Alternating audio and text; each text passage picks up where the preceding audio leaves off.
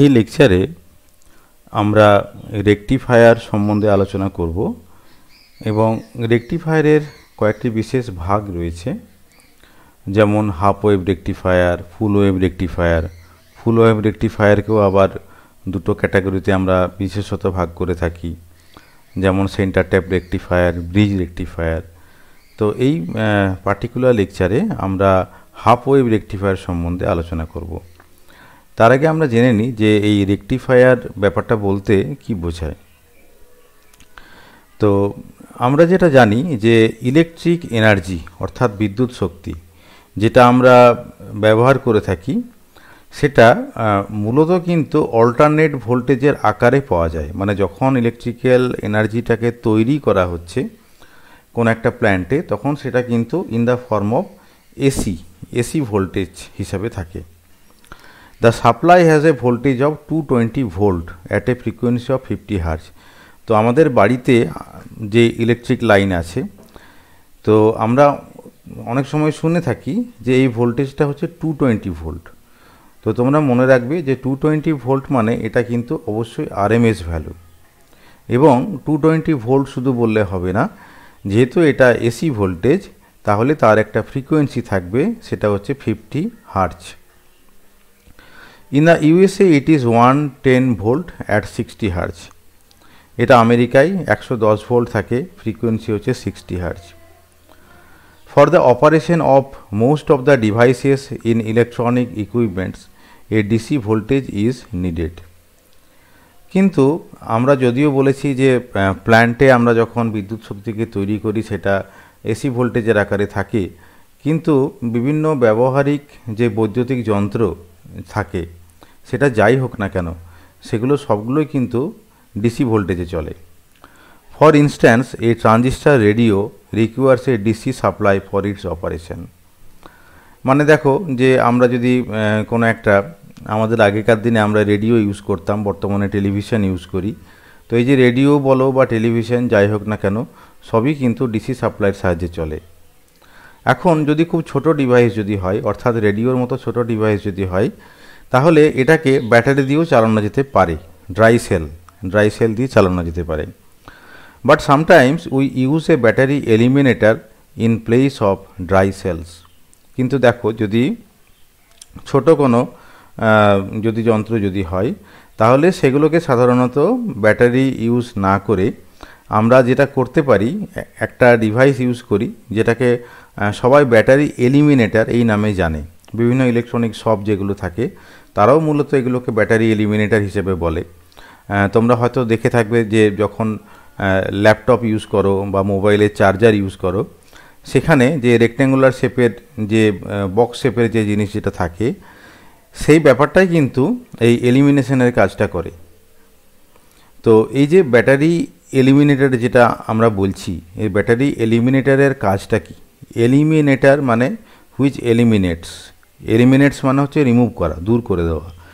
তো দেখো এই যে একটু আগে যেটা বলছিলাম যে যদিও ইলেকট্রিক্যাল প্ল্যান্ট যেগুলো থাকে সেখানে এসি ভোল্টেজ তৈরি হয়, কিন্তু আমাকে এই এসি ভোল্টেজটাকে ডিসি ভোল্টেজে কনভার্ট করে নিতে হবে, না হলে কিন্তু এই বিভিন্ন গ্যাজেটগুলো চলবে না। তাহলে এই যে কনভার্সন করছি, অর্থাৎ এসি ভোল্টেজটাকে আমরা ডিসি ভোল্টেজে কনভার্ট করছি, মানে বেসিক্যালি দেখো যে এসি কারেন্ট যেটা আছে সে বা এসি ভোল্টেজ যেটা আছে সেটাকে আমরা এলিমিনেট করছি, সেই জন্যই নামটা দেওয়া হয়েছে eliminator.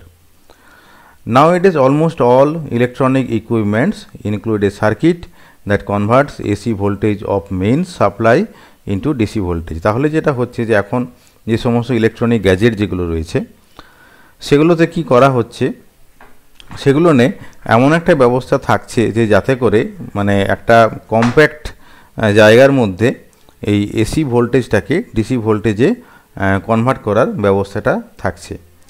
This part of the equipment is called power supply. তাহলে এই যে পার্ট যেটা আছে এই পার্টটাকে কি বলা হচ্ছে যে পাওয়ার সাপ্লাই। তো এই যে পাওয়ার সাপ্লাই যেটা বললাম, এই পাওয়ার সাপ্লাই তোমরা যখন ইলেকট্রনিক্সের এক্সপেরিমেন্ট যখন করবে ল্যাবরেটরিতে, তখন তোমরা এই পাওয়ার সাপ্লাই দেখতে পাবে। এই পাওয়ার সাপ্লাই বেসিক্যালি একটা বক্সের আকারে থাকে। তো এই বক্সের মধ্যে কতগুলো মেজর কম্পোনেন্ট থাকে, যেগুলো আমি বলছি যে পাওয়ার সাপ্লাই বলতে ঠিক কী বোঝায়। In general, at the input of the power supply there is a power transformer. তাহলে কি থাকছে, যে জাস্ট ইনপুটেই, মানে পাওয়ার সাপ্লাইয়ের যে অংশটা তুমি প্লাগে দেবে ঠিক সেই জায়গাটাতেই আর কি, মানে প্লাগের অপর প্রান্তটা যেখানে রয়েছে সেখানে কি থাকছে, যে একটা ট্রান্সফরমার থাকছে। It is followed by a diode circuit called rectifier. তাহলে ট্রান্সফরমারের পরবর্তী যে মেজর কম্পোনেন্ট সেটা হচ্ছে rectifier. The output of the rectifier goes to a smoothing filter. তাহলে রেকটিফায়ারের পরবর্তী যে কম্পোনেন্ট সেটা হচ্ছে ফিল্টার। ফিল্টারের কাজ হচ্ছে নামটা যেরকম আছে, অর্থাৎ ফিল্টার করা। কাকে ফিল্টার করছে না, এসি কম্পোনেন্টকে ফিল্টার করে। And to a voltage regulator circuit. Lastly যেটা থাকে সেটা হচ্ছে একটা ভোল্টেজ রেগুলেটর সার্কিট। তাহলে আমি যদি একটা পাওয়ার সাপ্লাইয়ের ব্লক ডায়াগ্রাম যদি আঁকি, তাহলে দেখো এরকম একটা প্লাগ প্রয়োজন, যেটাকে তুমি সকেটে দেবে, মানে বেসিক্যালি পাওয়ারটাকে নেওয়ার জন্য। আমাদের বাড়িতে যে পয়েন্ট যেগুলো থাকে সেখানে তুমি এটাকে ইনসার্ট করছো। তাহলে এই তার দিয়ে এই বক্সের মধ্যে ঢুকলো। এখানে যে বাইরে যে ডটেড পোর্শন যেটা আছে সেটা বেসিক্যালি সেই বক্সটা। এই বক্সের মধ্যে কিছু পার্ট থাকে, মেজর পার্ট থাকে, যেগুলো আমি উল্লেখ করলাম। তাহলে প্রথমেই এই যে তার দুটো ট্রান্সফরমারে ঢুকবে। ট্রান্সফরমারের কাজ হচ্ছে কি, স্টেপ ডাউন করা। ট্রান্সফরমার দু ধরনের হয়, step up and step down. তো স্টেপ ডাউন করবে, মানে এই যে ধরো 220 ভোল্ট যেটা আছে, এই 220 ভোল্টটাকে সে কমিয়ে অফ দি অর্ডার অফ, ধরো এটা এক একটা ট্রান্সফরমারের এক একটা স্পেসিফিকেশান থাকে। এটা 9 ভোল্ট হতে পারে, 21, 22 এই অর্ডারের ভোল্টেজ হতে পারে। এটা ডিপেন্ড করছে ট্রান্সফরমারের উপরে। বাট যাই হোক না কেন, এই ট্রান্সফরমারটা হচ্ছে স্টেপ ডাউন ট্রান্সফরমার। 220 ভোল্টকে সে কিছুটা কমিয়ে দেবে। এরপরে ট্রান্সফরমারের পরবর্তী যে পোর্শন যেটা আছে সেটা হচ্ছে কি না, রেকটিফায়ার। এই রেকটিফায়ারের কী কাজ, ট্রান্সফরমার প্রথমে 220 ভোল্টেজকে কমিয়ে দিল, কিন্তু সেটা এসি ভোল্টেজই থাকলো। এই রেকটিফায়ার কি করবে, সেই এসি ভোল্টেজটাকে ডিসি ভোল্টেজে কনভার্ট করবে। ডিসি ভোল্টেজে কনভার্ট করার পর তার মধ্যে কিছু এসি কম্পোনেন্ট থেকে যাবে। যেটুকু এসি কম্পোনেন্ট থেকে যাবে সেটাকে ফিল্টার করবে এবং পিওর যে ডিসি পার্ট যেটা আছে সেটা ভোল্টেজ রেগুলেটরের মধ্যে দিয়ে যাবে। রেগুলেটর মানে কি, রেগুলেটর মানে যে রেগুলেশন করে, মানে এই যে আউটপুটে যে ভোল্টেজটা যেটা আমি পাবো সেটা যদি ফ্লাকচুয়েট করে টাইমের সঙ্গে সঙ্গে, তাহলে সেটাকে আমি ব্যবহারিক কাজে লাগাতে পারবো না। সেটা একটা ফিক্সড ভোল্টেজ হতে হবে, তবেই আমি সেটাকে ব্যবহার করতে পারবো। এই জন্য রেগুলেটর সার্কিটের প্রয়োজন। তো আমরা পরবর্তী ক্ষেত্রে ফিল্টার সার্কিট কাকে বলে, রেগুলেটর সার্কিট কাকে বলে, এগুলো ডিটেলসে আলোচনা করব। বাট এই পার্টিকুলার লেকচারে আমি এই রেকটিফায়ার সম্বন্ধে আলোচনা করছি। তাহলে চলে আসি, যে প্রথমেই আমরা বলেছিলাম যে হাফ ওয়েভ রেকটিফায়ার সম্বন্ধে আলোচনা করব। তো the unidirectional conducting property of a diode finds great application in rectifiers. মানে আমরা জেনেছি যে যখন আমরা ডায়োডের ফরওয়ার্ড বায়াস এবং রিভার্স বায়াস সম্বন্ধে পড়েছিলাম, তখন আমরা জেনেছিলাম যে ডায়োড কিন্তু শুধুমাত্র ফরওয়ার্ড বায়াসে কন্ডাক্ট করে এবং রিভার্স বায়াসে সে কিন্তু কন্ডাক্ট করছে না। তা যেহেতু একটা পার্টিকুলার মোডে সে কন্ডাক্ট করছে, সেই জন্যই আমরা বলে থাকি যে ডায়োডের কি আছে না, ইউনিডাইরেকশনাল কন্ডাক্টিং প্রপার্টি। বাংলায় অনেক সময় এই কারণে ডায়োডকে একমুখী কারক বলা হয়, অর্থাৎ একটা ফিক্সড ডাইরেকশনে সে কারেন্টটা ফ্লো করে এবং সেটা কখন, যখন সে ফরওয়ার্ড বায়াসে থাকে। There are the circuits which convert an AC voltage into DC voltage. These are the circuits which convert an AC voltage into DC voltage. তাহলে এই যে হাফ ওয়েভ সার্কিটের কাজটা কি না, এসি ভোল্টেজকে ডিসি ভোল্টেজে কনভার্ট করা। কিভাবে কনভার্ট করবে না, with the help of diode ব্যবহার করে করবে। তাহলে দেখো যে এই যে হাফ ওয়েভ রেকটিফায়ার যেটা আমরা আলোচনা করছি, তার সার্কিটটা দেখতে ঠিক কী রকমের হয়।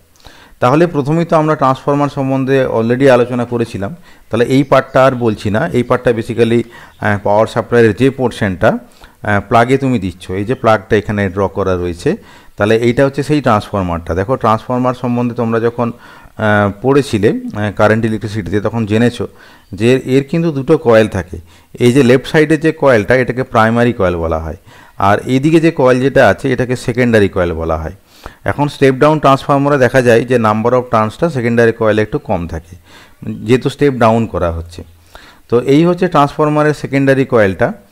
এরপর দেখো এখানে একটা ডায়োড কানেক্ট করা রয়েছে, এবং এখানে একটা রেজিস্ট্যান্স লাগানো আছে, যেটাকে আমরা লোড রেজিস্ট্যান্স বলি, আর এল, এই এল কথাটার মানে হচ্ছে লোড, সেই জন্য এটাকে আর এল নাম দেওয়া হয়েছে। তাহলে এই আর এল এর অ্যাক্রসে আমি একটা ভোল্টেজ পাবো। তার কারণটা হচ্ছে যেহেতু তুমি এখানে একটা ভোল্টেজ দিচ্ছ ট্রান্সফরমারের সাহায্যে, তাহলে ভোল্টেজ দিলে কি হবে, একটা কারেন্ট ফ্লো করবে, এই সার্কিটের মধ্যে দিয়ে কারেন্ট ফ্লো করে রেজিস্ট্যান্সের উপর দিয়ে সেই কারেন্টটা যখন যাবে তখন রেজিস্ট্যান্সের উপরে কি হবে, একটা ভোল্টেজ ড্রপ হবে, ভোল্টেজ পড়বে।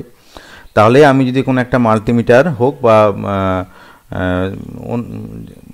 Voltage measurements, any type of voltage voltmeter হোক, তো তাহলে কি হবে যে এই আউটপুটে আমি একটা ভোল্টেজ মেজার করতে পারবো। তো যদি কারেন্টের ডাইরেকশনটা যদি এইভাবে যদি হয়, আমি যদি ধরে নিই যে ফরওয়ার্ড বায়াসে ডায়োডটা রয়েছে, ফরওয়ার্ড বায়াসে থাকলে কি হবে, এর মধ্যে দিয়ে একটা কারেন্ট ফ্লো করবে এবং কারেন্টের ডাইরেকশনটা ঠিক এরকমভাবে হবে, কারণ এটা হচ্ছে ডায়োডটা। ফরওয়ার্ড বায়াস মানে কি, এখানে প্লাস যদি হয়, এই জায়গায় যদি প্লাস হয় তাহলে প্লাস এবং ডায়োডের এই পোর্শনটা যদি কানেক্টেড যদি থাকে, প্লাসের সঙ্গে যদি প্লাস যদি কানেক্টেড থাকে বা পি যদি কানেক্টেড যদি থাকে, তাহলে তখন ফরওয়ার্ড বায়াস হয়, এবং এই সাইডটা যদি নেগেটিভ যদি হয় তাহলে নেগেটিভের সঙ্গে এন কানেক্টেড থাকতে হবে। এটা হচ্ছে ফরওয়ার্ড বায়াসের নিয়ম। তাহলে সেক্ষেত্রে কী হবে, এই সার্কিটের মধ্যে দিয়ে একটা কারেন্ট ফ্লো করবে, কারেন্ট ফ্লো করে আরএল এর উপর একটা ভোল্টেজ ড্রপ হবে, যেটাকে আমি মাল্টিমিটার বা ভোল্টমিটার দিয়ে মাপতে পারবো। সেই জন্য আমি বলছি একটা ডিসি আউটপুট পাওয়া যাচ্ছে। আউটপুট মানে এই আরএল এর উপরে যে ভোল্টেজটা পড়ছে সেটাকে আমি আউটপুট ভোল্টেজ নাম দিচ্ছি V0। এই হচ্ছে একটা রেকটিফায়ারের ডায়াগ্রাম। তো এই যে ট্রান্সফরমার যেটা আছে, the transformer serves two purposes, দুটো পারপাস ট্রান্সফরমার দিলে এই দুটো পারপাস সলভ হয়। কি কি না, firstly it allows us to step the voltage up or down, মানে ট্রান্সফরমার স্টেপ আপও করতে পারে, স্টেপ ডাউনও করতে পারে, বাট এখানে আমরা স্টেপ ডাউনটাই সাধারণত ব্যবহার করি। This way we can get the desired level of the DC voltage. তাহলে কি হচ্ছে, ট্রান্সফরমার ব্যবহার করলে এই যে আমার যেরকম ডিসি ভোল্টেজ দরকার সেই ব্যাপারটা আমি সেই পারপাসটা আমি মানে সলভ করতে পারছি। যেরকম আমার দরকার, যেরকম ডিসি ভোল্টেজ দরকার আমি ঠিক সেই ধরনের ট্রান্সফরমার আমি ব্যবহার করব। For example, the battery eliminator used with a transistor radio gives a DC voltage of about 6 volt. এই যে রেডিওতে যে ব্যাটারি এলিমিনেটার সার্কিট প্রয়োজন হয় তার আউটপুট ডিসি ভোল্টেজটা 6 ভোল্ট প্রয়োজন হয়। We can use a step down transformer to get such a low AC voltage at the input of the rectifier। তাহলে এই 6 ভোল্ট আউটপুটে পাওয়ার জন্য আমাকে ঠিক সেই ধরনের ট্রান্সফরমার ব্যবহার করতে হবে। On the other hand, the cathode ray tube used in an oscilloscope needs a very high DC voltage of the order of a few kilovolt। তাহলে দেখো, এই ট্রানজিস্টারের রেডিওতে যেমন 6 ভোল্ট প্রয়োজন হয়, কিন্তু একটা ক্যাথোড রে টিউবে কত প্রয়োজন হচ্ছে, কিলোভোল্ট অর্ডারের প্রয়োজন হচ্ছে। Here we may use the step up transformer. তাহলে দেখো, মানে ব্যবহারের উপর ভিত্তি করে কখনো কখনো স্টেপ আপ ট্রান্সফরমারও ব্যবহার করা হয়। সেখানেও রেকটিফায়ার সার্কিট থাকে, বাট সেখানে যে ট্রান্সফরমারটা থাকে সেটা কিন্তু স্টেপ আপ ট্রান্সফরমার। তো যাই হোক না কেন, মূলত বেশিরভাগ জায়গাতে আমরা দেখে থাকি যে স্টেপ ডাউনই কিন্তু ব্যবহার করা হয়। The second advantage of the transformer is the isolation it provides from the power line. তো ট্রান্সফরমার কি করে, এটা এই যে আমাদের মেন যে পাওয়ার লাইনটা দেখো, এটা হচ্ছে মেন পাওয়ার লাইন, এই যে পাওয়ার মেনস লেখা রয়েছে, যেখানে আমি প্লাগটা ইনসার্ট করে আমরা ভোল্টেজটাকে ট্রান্সফরমারে নিয়ে আসি। বাট দেখো, এই যে ট্রান্সফরমারের যে প্রাইমারি এবং ট্রান্সফরমারের সেকেন্ডারি, এই দুটো কিন্তু টাচ করে থাকে না।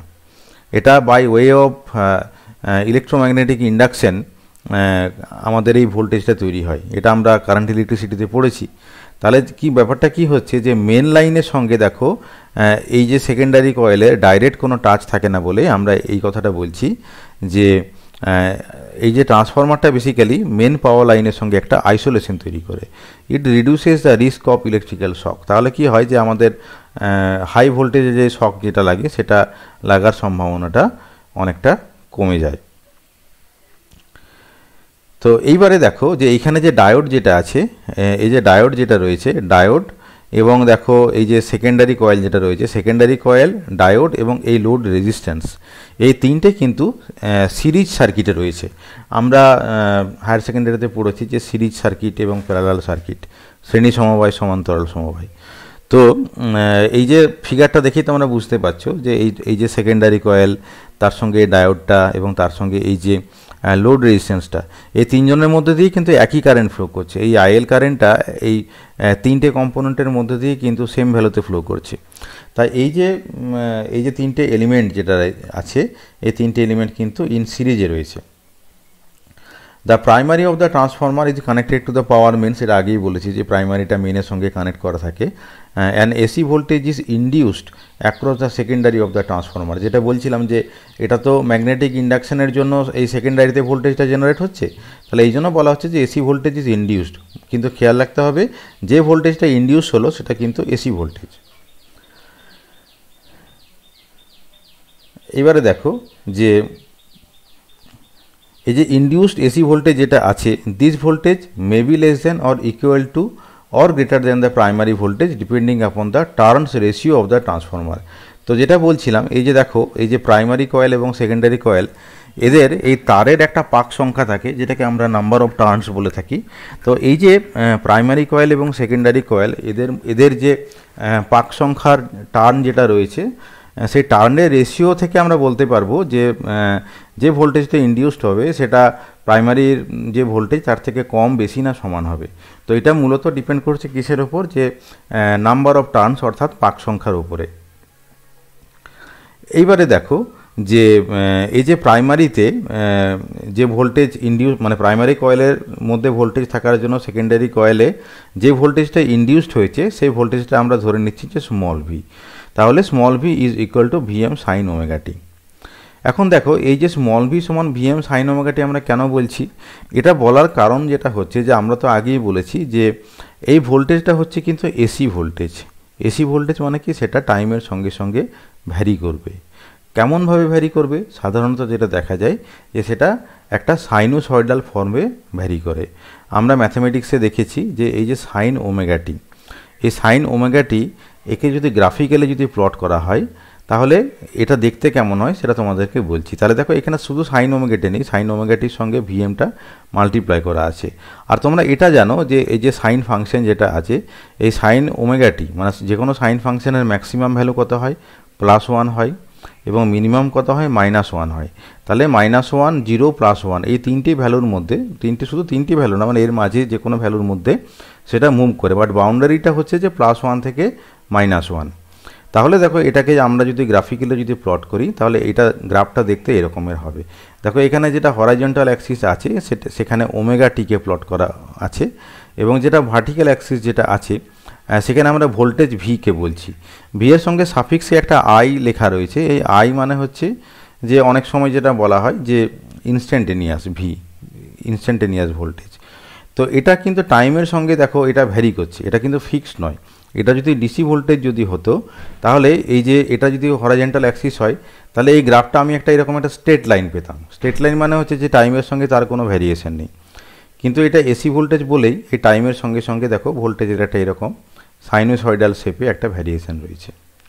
এবং এটা যদি 0 যদি হয়, এটা যদি পাই যদি হয়, তা এটা যদি 2π যদি হয়, তাহলে 0 থেকে 2π এই পুরোটাকে একটা টাইম পিরিয়ড বলা হয়।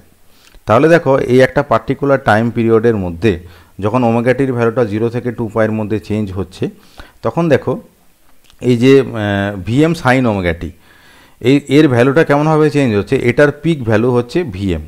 পিক ভ্যালু কখন পাচ্ছি না, সাইন ওমেগাটি দেখো π/2তে, এটা যদি পাই যদি হয় তাহলে এটার অর্ধেকটা হচ্ছে π/2।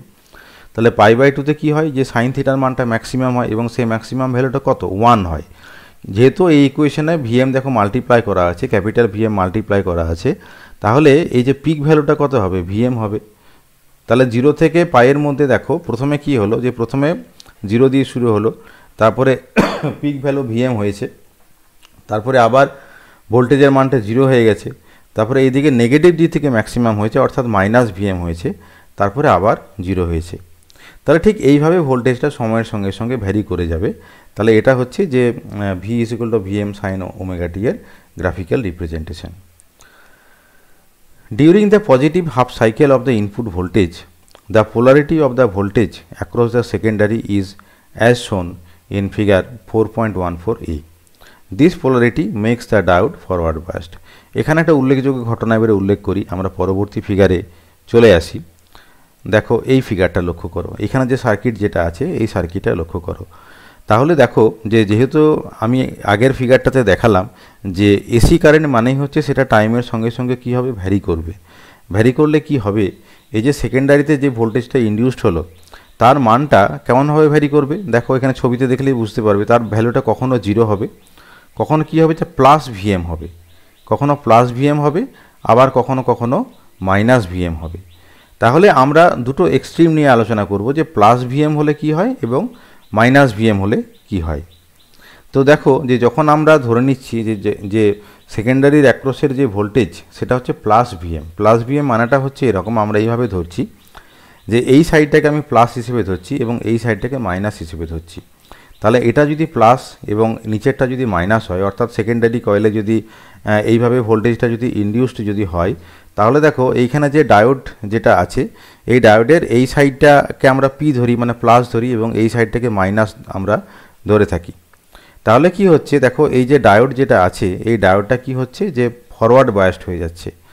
ফরওয়ার্ড বায়াসড হলে কি হবে, কারেন্টটা কীভাবে ফ্লো করবে, এই ডাইরেকশানে ফ্লো করছে, যেভাবে এখানে ছবিতে ডাইরেকশানটা দেওয়া রয়েছে এই ডাইরেকশানে একটা কারেন্ট ফ্লো করছে।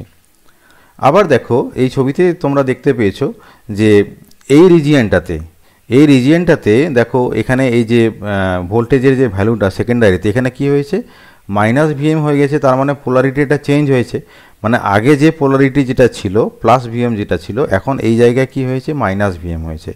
তাহলে প্লাস ভিএম বলতে আমরা এইটা বুঝিয়েছি যে এইটা প্লাস হবে এইটা মাইনাস হবে। তাহলে মাইনাস ভিএম যখন হবে তখন ঠিক তার উল্টো ঘটনাটা ঘটবে। তাহলে এখানে মাইনাস হবে আর এখানে কি হবে প্লাস হবে। কিন্তু দেখো এখানে যদি মাইনাস যদি হয় তাহলে ডায়োডের এই যে প্লাসের সঙ্গে বা পি এর সঙ্গে দেখো মাইনাস কানেক্টেড আছে, আর ডায়োডের এন এর সঙ্গে এটা তো পি এন ডায়োড, এই ডায়োডের এন এর সঙ্গে দেখো এখানে প্লাস কানেক্টেড আছে।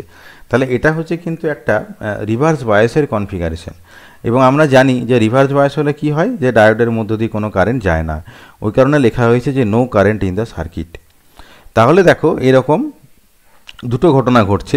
তাহলে আমরা যেটা দেখতে পাচ্ছি যে during the positive half cycle of the input voltage, মানে যখন এই যে সাইকেলটা এটাকে আমরা 0 থেকে পাই পর্যন্ত এই সাইকেলটার নাম দিয়েছি positive half cycle. Half cycle কেন, কারণ এই দুটো মিলে তো ফুল সাইকেল, এই জন্য এটাকে আমরা বলছি যে পজিটিভ হাফ সাইকেল, আর এইটাকে বলছি যে নেগেটিভ হাফ সাইকেল। দুটো হাফ সাইকেল মিলে একটা ফুল সাইকেল তৈরি হয়। তাহলে পজিটিভ হাফ সাইকেলের পার্টিকুলার এই জায়গাটাতে এই ফিগারটা অ্যাপ্লিকেবল হচ্ছে এবং নেগেটিভ হাফ সাইকেলের পার্টিকুলার এই পোর্শনের জায়গাটাতে এই ফিগারটা অ্যাপ্লিকেবল হচ্ছে। তো তাহলে কি ঘটনাটা ঘটছে আমরা আরেকবার বলি যে যেটা হচ্ছে যে যখন পজিটিভ হাফ সাইকেল যখন হয় তখন বেসিক্যালি এই ডায়োডটা কিন্তু ফরওয়ার্ড বায়াসড হয়ে যায়, এবং এখানে একটা কথা বলা প্রয়োজন যে দেখো যদিও এটা হচ্ছে ভ্যারিয়েবল ভোল্টেজ, কিন্তু পজিটিভ হাফ সাইকেলের মানে এই পোর্শন থেকে শুরু করে এই 0 থেকে পুরো পাই পর্যন্ত, মানে 0 থেকে পুরো পাই এই পুরো রিজিয়নটা পর্যন্তই কিন্তু এই ডায়োডটা কিন্তু ফরওয়ার্ড বায়াসে থাকবে। এবং নেগেটিভ হাফ সাইকেলের মানে এই পোর্শন থেকে শুরু করে এই যে পাইয়ের পথ থেকে শুরু করে 2 পাই পর্যন্ত এই পুরো সময়টা জুড়ে, মানে এটা তো বেসিক্যালি দেখো একটা টাইম প্লট করা হয়েছে হরাইজন্টাল অ্যাক্সিসে, তাহলে এই পুরো সময়টা জুড়েই কিন্তু এই রিভার্স বায়াস থাকবে। মানে বেসিক্যালি দেখা যাচ্ছে যে ফরওয়ার্ড বায়াস থাকাকালীন কারেন্ট ফ্লো হচ্ছে এবং রিভার্স বায়াস থাকাকালীন কিন্তু কোনো কারেন্ট ফ্লো হচ্ছে না। তাহলে দেখো কি ঘটনাটা ঘটছে, তাহলে দেখো এরকম আমরা একটা ফিগার পেতে পারি। আমি যদি এই যে আউটপুট ওয়েভ ফর্মটা যদি ড্র করি, এখানে সেকেন্ড ফিগারটা হচ্ছে আউটপুট ওয়েভ ফর্ম। দেখো যখন পজিটিভ হাফ সাইকেল ছিল 0 থেকে পাই পর্যন্ত তখন কি হয়েছে যে আমি একটা কারেন্ট পেয়েছি। তাহলে সেই কারেন্টটা এরকমভাবে আমরা দেখাতে পারি, মানে এই রিজনের জন্য আমি এই কারেন্ট পেয়েছি, বা আমি সেটাকে ভোল্টেজও বলতে পারি, মানে কারেন্ট না বলে এটাকে আমি ভোল্টেজও বলতে পারি যে এরকম একটা ভোল্টেজ পেয়েছি পজিটিভ হাফ সাইকেলের জন্য। কিন্তু নেগেটিভ হাফ সাইকেলে মানে যখন পাই থেকে 2 পাই তখন তো ডায়োডটা রিভার্স বায়াসে ছিল, তাহলে তখন আমরা কিন্তু কোনো কারেন্ট পাইনি। তারপরে আবার এটা তো ধরো এসি কারেন্ট, মানে এই যে পোলারিটিটা টাইমের সঙ্গে সঙ্গে চেঞ্জ করে যাবে, এই যে গ্রাফটা দেখলেই বোঝা যাবে টাইমের সঙ্গে সঙ্গে এরকমভাবে ভ্যারি করবে। তাহলে শুধুমাত্র পজিটিভ হাফ সাইকেলেই আমরা কারেন্ট পাবো, নেগেটিভ হাফ সাইকেলে পাবো না, সেটা বোঝানোর জন্য এরকম একটা গ্রাফ ড্র করা যেতে পারে। এইখানে একটা ব্যাপার যেটা বলতে হবে যে যখন ফরওয়ার্ড বায়াসে থাকে, since A forward bias diode offers a very low resistance, the voltage drop across it is very small, of the order of 0.3 volt in germanium and 0.7 volt in silicon. Therefore, the voltage appearing across the load terminal AB is practically the same as that the voltage VI at every instant. এটার মানেটা একটু বুঝে নিতে হবে। দেখো এই ফিগারটা আরেকবার দেখাই, যেটা ফিগার ই, মানে যেখানে ফরওয়ার্ড বায়াস আছে। তো ফরওয়ার্ড বায়াসেই তো কেবলমাত্র কারেন্ট পাবে তুমি এই সার্কিটটার মধ্যে দিয়ে, কিন্তু দেখো এই যে ডায়োড যেটা রয়েছে, মানে ধরো কারেন্ট যাচ্ছে, এই যে আইএল কারেন্ট এখানে দেখানো হয়েছে ছবিতে, এই আইএল কারেন্টটা যখন ফ্লো করছে, আমরা তো জানি যে কারেন্ট যখন কোনো রেজিস্ট্যান্সের উপর দিয়ে যায় তখন কি হয়, যে একটা ভোল্টেজ তৈরি হয়। সেই ভোল্টেজটার মানটা কত, যে V is equal to I গুণিত আর।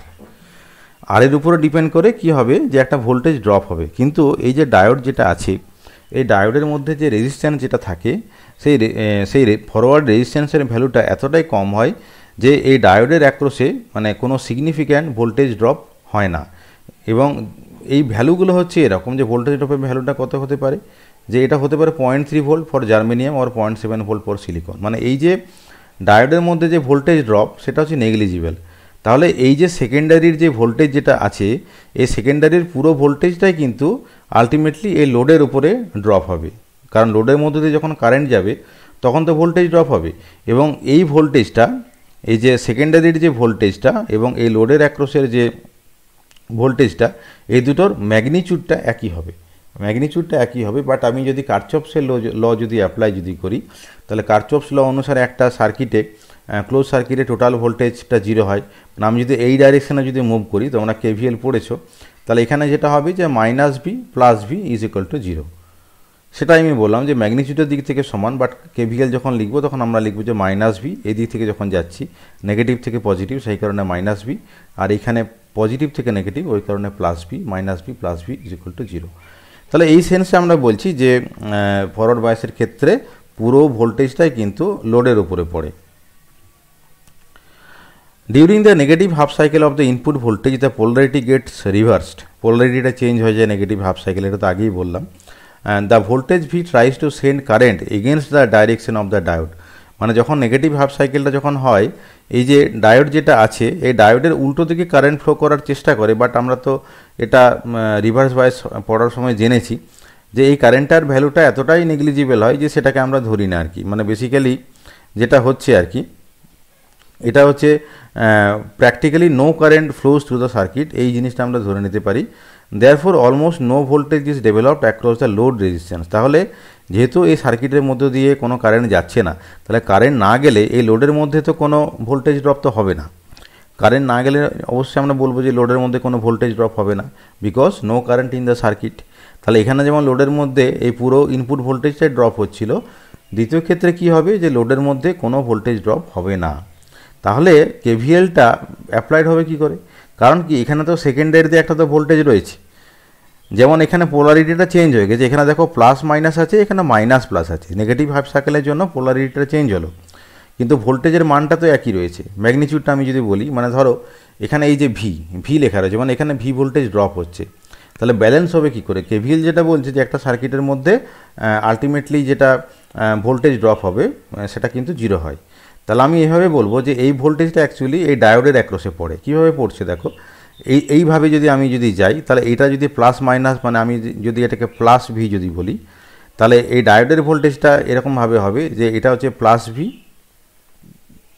আর এইখানে যখন যাব তখন আরও প্লাস ভি হবে, সেটা আমি পরে আরও ডিটেলসে বলছি। মানে বেসিক্যালি এইখানে যে ভোল্টেজ ড্রপ যেটা হবে সেটা হচ্ছে যে ডবল হবে, 2 VM হবে, 2 VMM ভোল্টেজ ড্রপ এখানে হবে।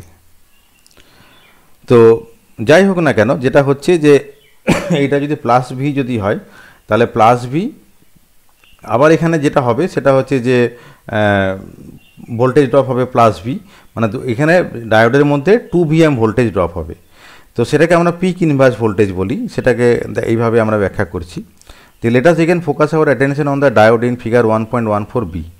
During the negative half cycle of the input the diode is reverse bias, মানে নেগেটিভ হাফ সাইকেলে রিভার্স বায়াস হয়। The whole of the input voltage appears across the diode, তাহলে পুরোটাই কিন্তু এই ডায়োডের উপরে এই ভোল্টেজটা পড়ছে।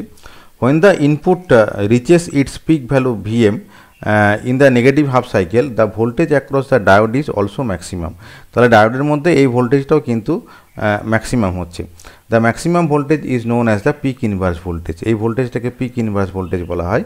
ইট represents the maximum voltage the diode must withstand. এটা হচ্ছে যে একটা ডায়োড কতটা ভোল্টেজ উইথস্ট্যান্ড করতে পারবে সেটার মান during the negative half cycle of the input. Das in a half wave rectifier PIV is equal to VM.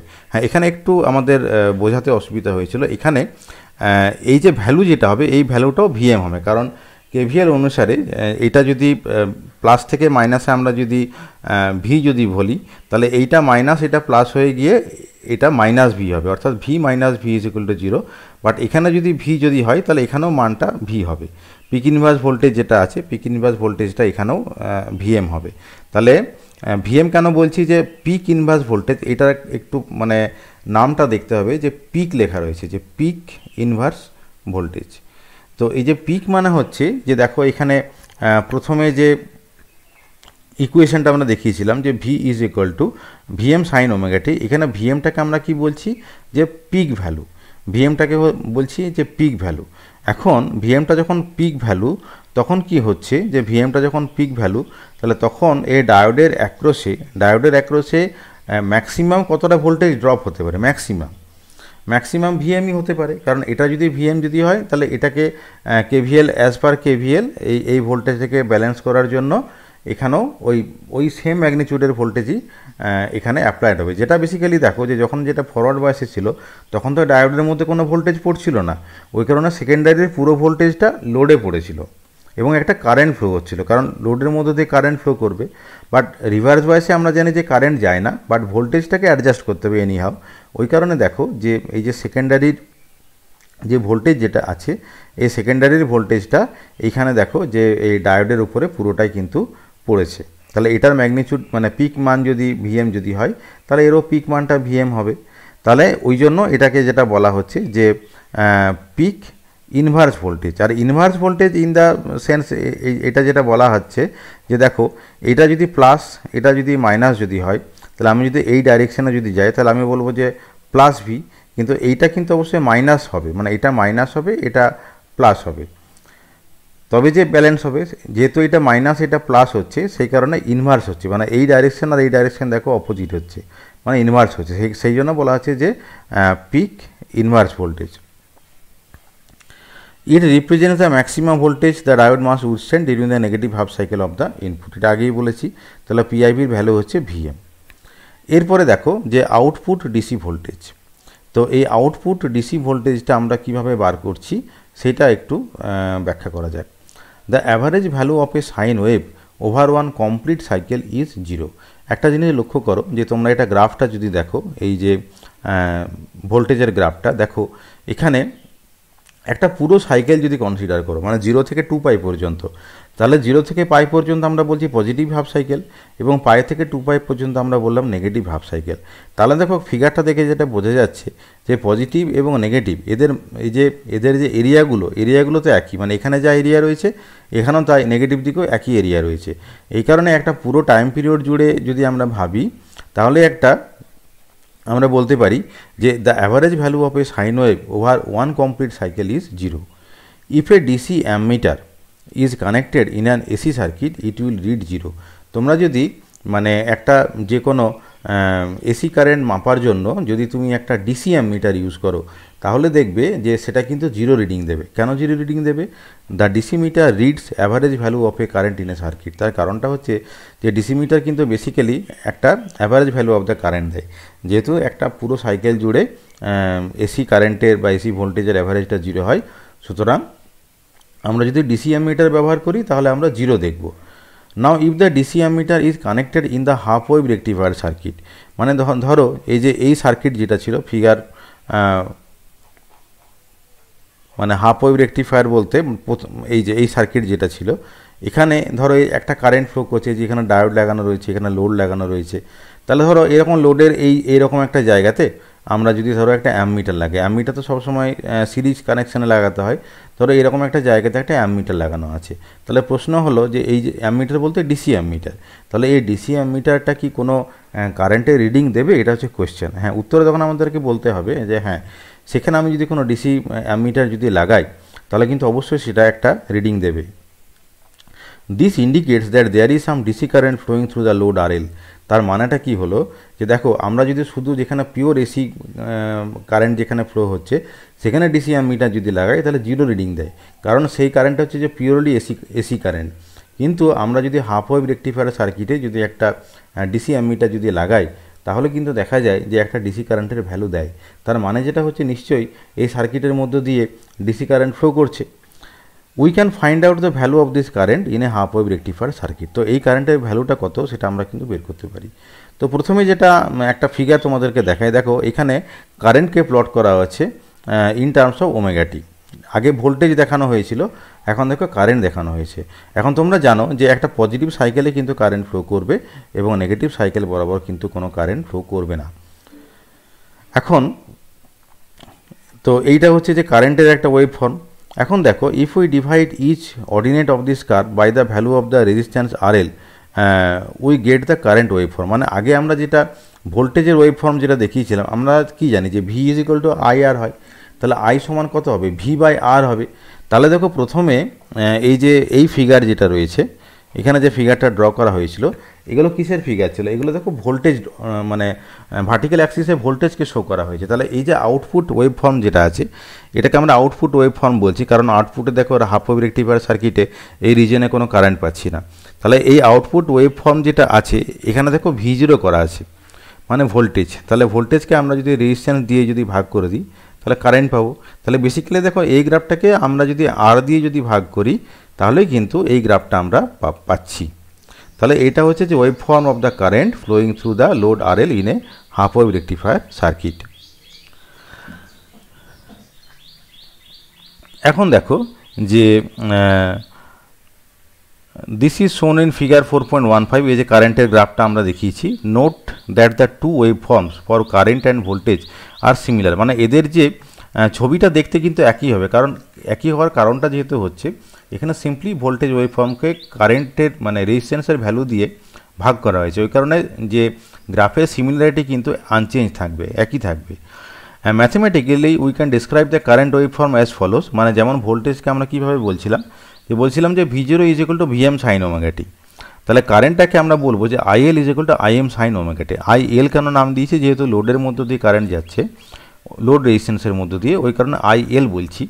এখানে দেখো IM বলে একটা কথা লিখেছে। IM মানে হচ্ছে কি না, pick value of the current IL। মানে IL এটা তো ভ্যারিয়েবল, ILটা তো ভ্যারি করছে সময়ের সঙ্গে সঙ্গে, কিন্তু IM হচ্ছে তার পিক ভ্যালু। যেমন ভোল্টেজের ক্ষেত্রে পিক কত ছিল, Vm ছিল, তাহলে কারেন্টের ক্ষেত্রে IM হচ্ছে পিক। আর এই যে ওমেগা টি রেঞ্জটা কত না 0 থেকে পাইয়ের মধ্যে, তাহলে 0 থেকে পাইয়ের মধ্যে যখন থাকবে তখন আমরা IL is equal to Im sine omega T বলবো। কিন্তু দেখো যখন ওমেগা টির মানটা পাই থেকে 2 পাইয়ের মধ্যে যখন হবে তখন IL সমান 0 হবে। এটা ছবিটা দেখলেই বুঝতে পারবে। দেখো ওমেগা টির রেঞ্জটা কীরকম রয়েছে, 0 থেকে পাই পর্যন্ত এই পার্টিকুলার যে IL এর যে গ্রাফটা এটাকে আমি বলছি Im সাইন ওমেগা টি। আর পাই থেকে 2 পাইতে তো কারেন্টের কোনো ভ্যালু নেই, সেই কারণে আমরা বললাম যে IL is equal to 0 for the range pi to 2 pi. তাহলে Im পিক ভ্যালু আগেই বলেছি, এবং Im এর সঙ্গে Vm এর সম্পর্ক কি না, আমরা জানি যে current is equal to voltage by resistance, তাহলে Im সমান অবশ্যই হবে Vm by RL।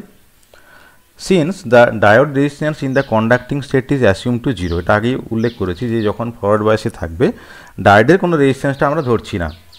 To find the DC or average value of the current we find the net area under the curve over one complete cycle, that is from 0 to 2 pi, and then divide this area by the base, that is 2 pi.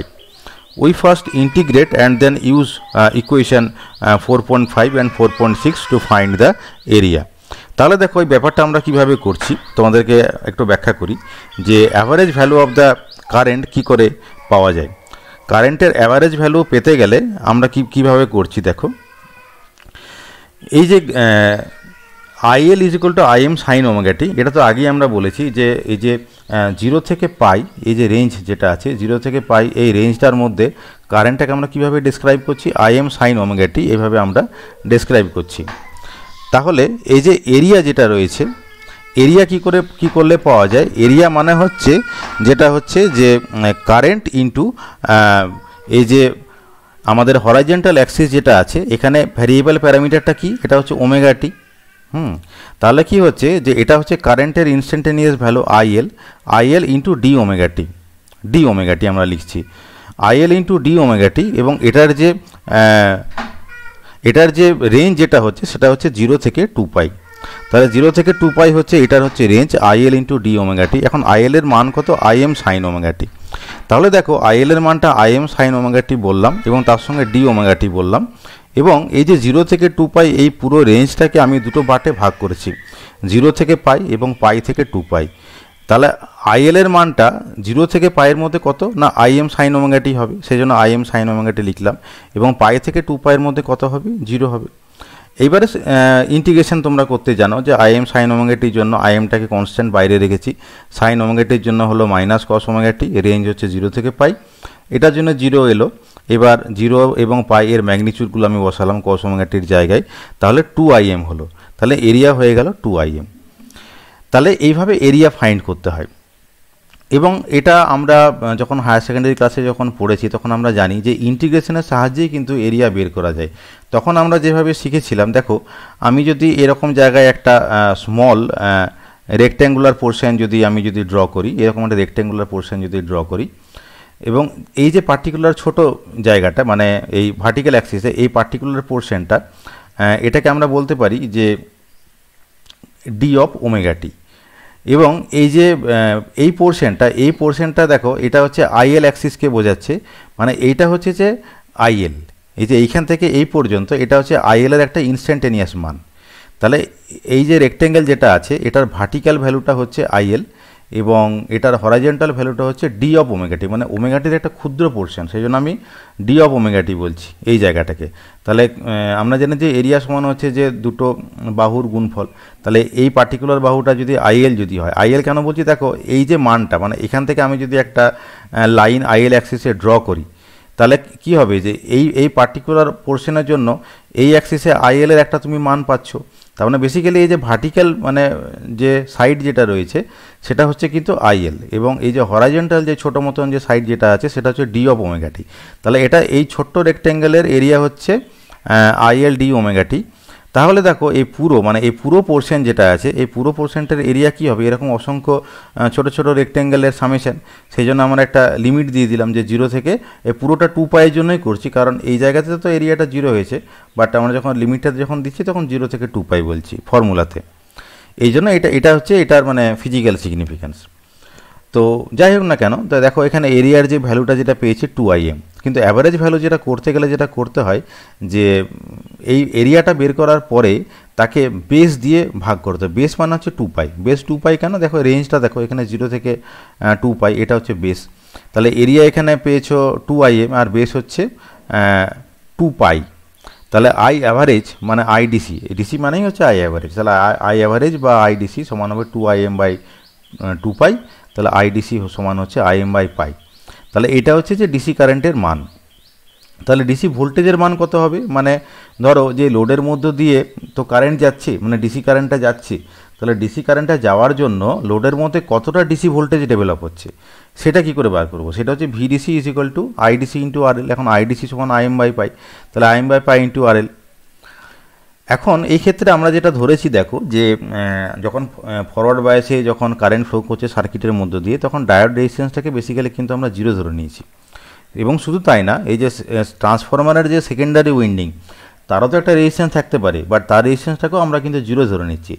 But এই যে ধরো যে ট্রান্সফরমারের রেজিস্ট্যান্সটাকে 0 ধরা এটা হচ্ছে প্রায় nearly the truth, কারণ সেটা তো একটা কন্ডাক্টিং এলিমেন্টের কোনো রেজিস্ট্যান্স থাকে না। The winding resistance is almost 0, but the forward diode resistance small R D is sometimes not so small. অনেক সময় যেটা হয় যে ডায়োডের ক্ষেত্রে এই যে ফরওয়ার্ড রেজিস্ট্যান্স এই যে স্মল আর ডি যেটা বলছি সেটা খুব ছোট অনেক সময় হয় না।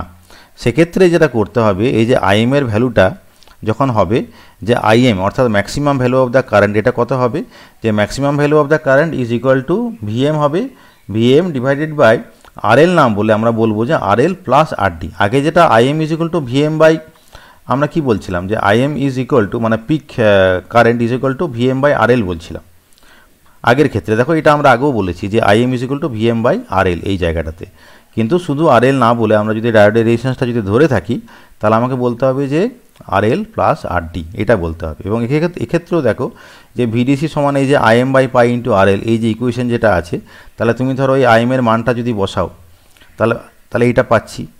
এবং এখানে দেখো স্মল আরডিটাকে কমন যদি নিই, এই আরএলটাকে যদি কমন যদি নিই, ওপরে দেখো আরএল আছে, নিচ থেকে আরএল কমন নিচ্ছি, তাহলে আরএল কেটে যাচ্ছে।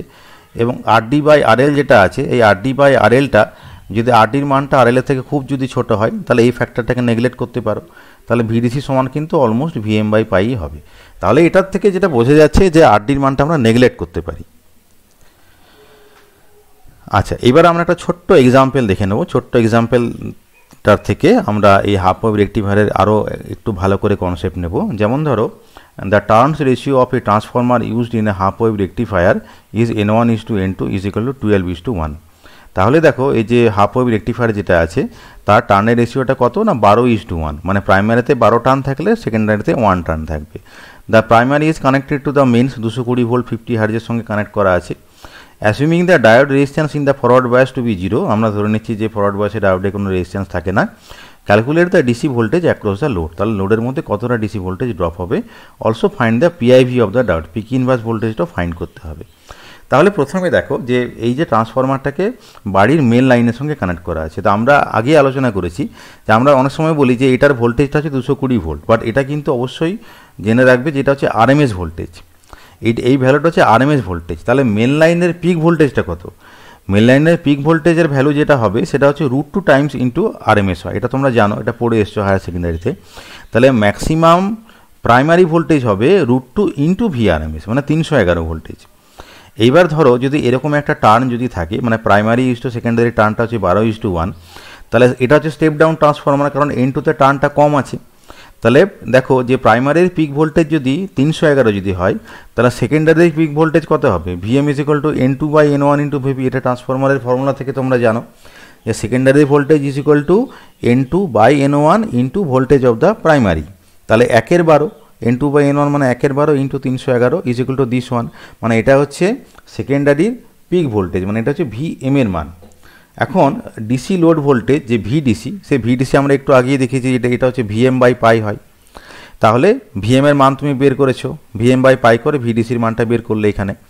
এখন পিক ইনভার্স ভোল্টেজ কত হয়? পিক ইনভার্স ভোল্টেজ যেটা হয় এটা আগেই ব্যাখ্যা করেছি যে পিআইভি ইজ ইকুয়াল টু কত হয়? ভিএম হয়। তাহলে এই যে এটা আগে যে ভিএম এর মান যেটা বের করেছি সেটাই হবে পিক ইনভার্স ভোল্টেজ। তাহলে আশা করি এই যে মোটামুটি তোমাদের এই হাফ ওয়েভ রেকটিফায়ার সম্পর্কে যে তোমাদের যে কনসেপ্ট যেটা, সেই কনসেপ্টটা ক্লিয়ার হয়েছে। আমরা এই পার্টিকুলার লেকচারের কন্টেন্টটা নিয়েছি ভার্গবের বই থেকে, basic electronics and linear circuits বই থেকে। আর ফার্দার আন্ডারস্ট্যান্ডিংয়ের জন্য তোমরা এই বইটা একবার পড়ে নিতে পারো। আর এই লেকচারটা শোনার জন্য তোমাদের সবাইকে ধন্যবাদ।